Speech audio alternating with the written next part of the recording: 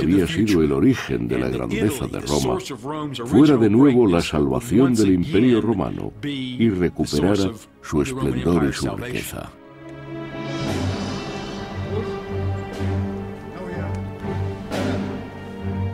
El pueblo romano festejó la desaparición del emperador Ábito. Sin embargo, el hombre que había organizado su muerte no quiso proclamarse emperador. Ricimero debía saber que le resultaría muy difícil sobrevivir como emperador. No sería aceptado, pues era un guerrero de origen bárbaro emparentado con las casas reales bárbaras. No podía aspirar al trono de Roma. Ningún caudillo bárbaro mantuvo en serio esa aspiración. Ricimero eligió a otra persona a la que creía que podría controlar, su mejor amigo. Mayoriano, el hombre al que Ricimero decidió proclamar emperador en su lugar, era romano. Lo hizo porque conocía especialmente bien los sentimientos de las clases altas romanas y sabía que querían un emperador romano. Ricimero quería tener el poder y controlar el imperio detrás del trono, haciendo que Mayoriano fuera el nuevo emperador. Igual que en un espectáculo de marionetas, Ricimero manejaría la situación. Por lo menos, eso era lo que él creía. Después de hacerse con el poder, los tres viejos amigos comenzaron a disfrutar del botín. Ricimero fue nombrado jefe del ejército romano y Egidio fue enviado a su Galia natal.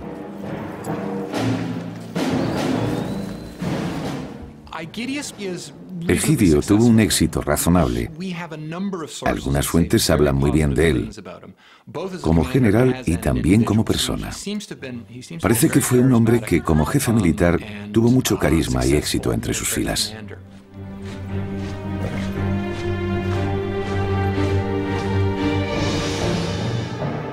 Egidio y su ejército de las Galias se asentaron cerca de la moderna Soissons, pero con los francos al norte, los visigodos al oeste y los burgundios al este, se encontraba inmerso en un mar de bárbaros.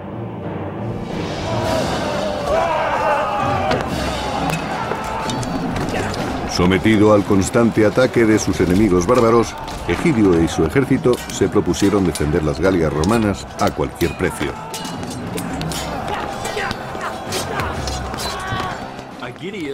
Egidio era un romano nacido en las Galias, lo que ahora es Francia, y contaba con una gran experiencia militar y diplomática. Los romanos confiaban en que impediría nuevas incursiones a las Galias, especialmente las de los godos. La Galia, aunque era una provincia pequeña, seguía formando parte del Imperio Romano. Los incesantes ataques bárbaros se cobraron su tributo en sus ya débiles legiones, pero Egidio se negó a admitir la derrota. En aquellos años de la década del 450, Egidio todavía tenía esperanzas de recuperar el control. Se aferraba a su criterio y confiaba en restaurar el poderío de Roma. Con Egidio en las Galias, Ricimero esperaba controlar la península italiana, pero Mayoriano tenía otros planes. Ricimero empezó a notar que Mayoriano tenía intención de ejercer como emperador. En lugar de ser la figura decorativa que pretendía que fuera, empezó a tomar sus propias decisiones y trataba de apartar a Ricimero para ocuparse personalmente él del mando del ejército.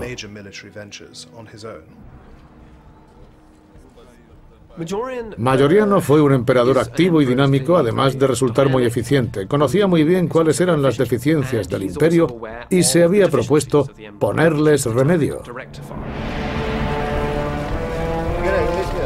Mayoriano preparó una gran campaña contra Geiserico, rey de los vándalos, sin contar con Ricimero, pero este no se resignó a ser apartado del poder. La alianza entre Ricimero, Mayoriano y Egidio consiguió la cima del éxito cuando Mayoriano fue proclamado emperador y Egidio resultó victorioso en las Galias. Ricimero, que había sido el cerebro de la alianza, se vio amenazado cuando Mayoriano empezó a actuar por su cuenta y organizó una expedición contra los mayores enemigos de Roma, los vándalos. Mayoriano condujo sus legiones a través de los Alpes para pasar a las Galias y a Hispania con objeto de preparar un ataque naval contra los vándalos del norte de África.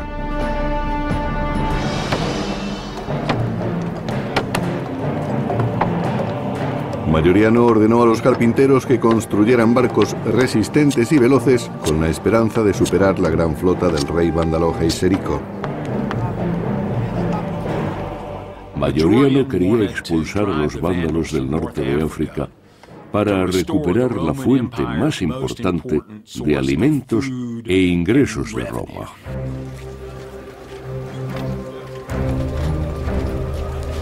Acampado cerca de la costa mediterránea, Mayoriano extremó las precauciones para conseguir el éxito de su importantísima y costosa expedición. Por lo que sabemos, Mayoriano era muy cuidadoso. Envió exploradores a través del estrecho de Gibraltar para saber si encontraría apoyos locales al desembarcar, porque esta sería una operación de desembarco. No es que fuera el desembarco de Normandía, pero de acuerdo con los últimos avances romanos, sería una acción muy importante.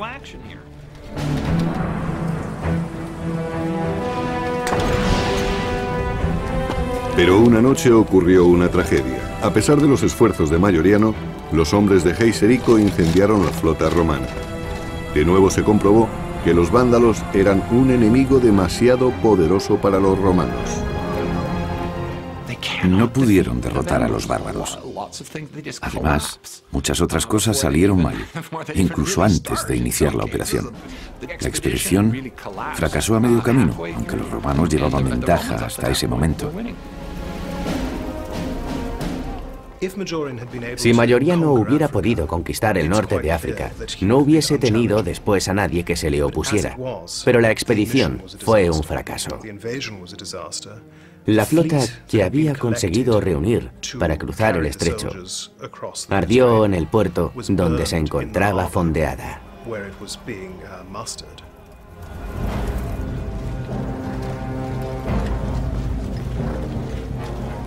Mayoriano, derrotado, inició el regreso a Roma. Su plan de reconquistar el norte de África había fracasado. Mayoriano fue humillado. Los conceptos romanos de poder y honor que iban ligados a la figura del emperador perdieron toda su fuerza y credibilidad. Realmente fue el último emperador que supo conducir virilmente a sus hombres en la batalla. Pero después de todo, habían quedado humillados.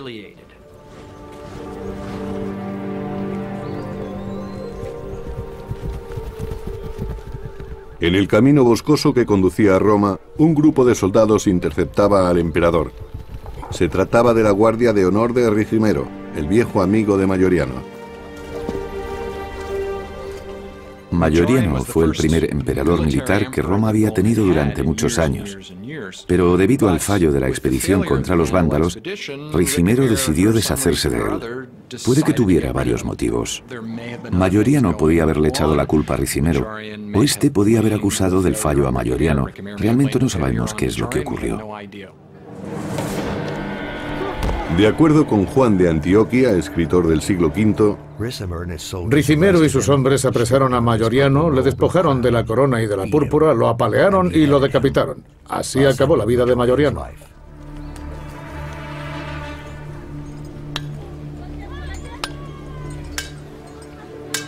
Aunque lentamente, un mensajero llevó la noticia del asesinato de Mayoriano al lejano puesto avanzado de Soissons en la Galia, donde se encontraba Egidio. Aquellas fueron unas noticias pésimas para el general.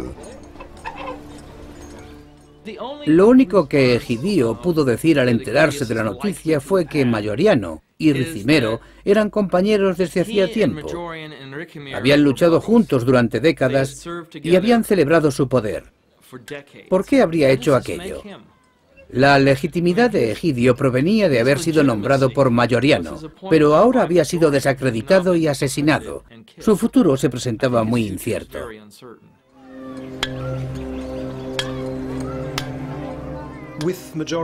Al morir Mayoriano, Egidio no quiso seguir cooperando con Ricimero y se desligó completamente de él. Rompió toda unión que pudiesen tener. Se negó a reconocer la autoridad de Ricimero y su nuevo gobierno y decidió dirigir las Galias como si fuera un reino aparte.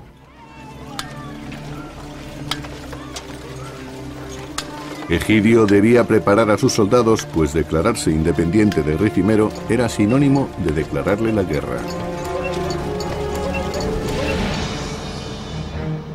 Al rechazar la autoridad de Ricimero desde Roma, Egidio entendía que su reino de Soissons era el último vestigio del imperio.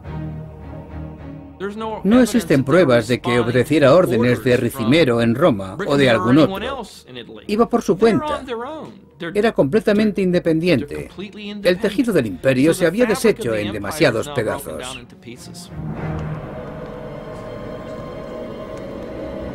En Roma, Ricimero se preparaba también para la guerra, pero primero debía encontrar un nuevo emperador al que pudiera manejar debidamente.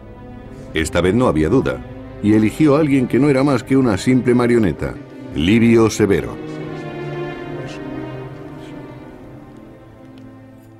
Nadie quería ser emperador. Era un trabajo que nadie necesitaba. La única persona que necesitaba un emperador era el generalísimo. Ese sí lo necesitaba y nadie más. Ricimero quería un emperador. Lo necesitaba para llevar a cabo sus planes y por eso proclamó sucesor de Mayoriano a Livio Severo. Con el nuevo emperador Livio Severo a su lado, Ricimero podía hacer lo que le placiera, y nada le placía más que deshacerse de Egidio de una vez por todas.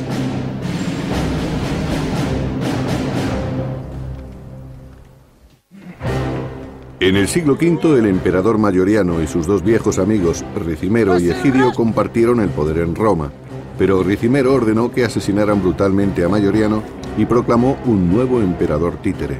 Egidio tuvo que permanecer en las Galias preparándose para la guerra.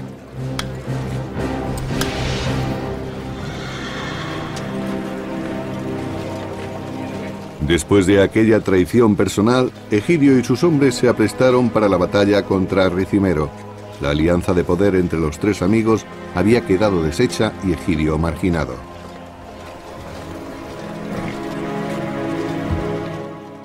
Puede que pensara que en ese momento solo quedaban dos generales a repartirse el poder, Ricimero y Egidio. Pero Egidio comprobaría muy pronto que no se requería su colaboración. No se le había consultado y había perdido el tercer lado del triángulo. Ahora estaba completamente solo.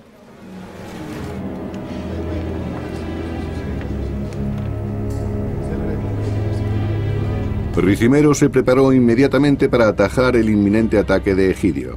Con el nuevo emperador a sus órdenes, Ricimero hizo un trato con un antiguo enemigo de Roma, los godos.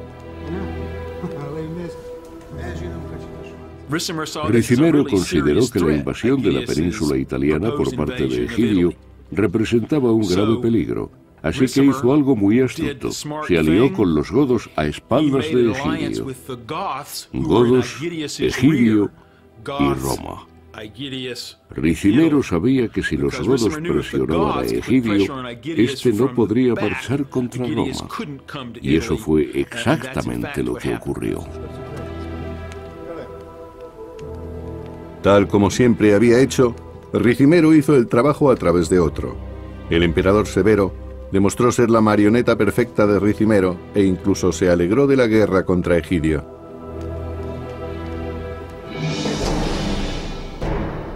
Cuando Egidio marchó desde Soissons con sus tropas hacia el sur de las Galias, fue atacado por el ejército godo de Ricimero en las afueras de la ciudad de Orleans.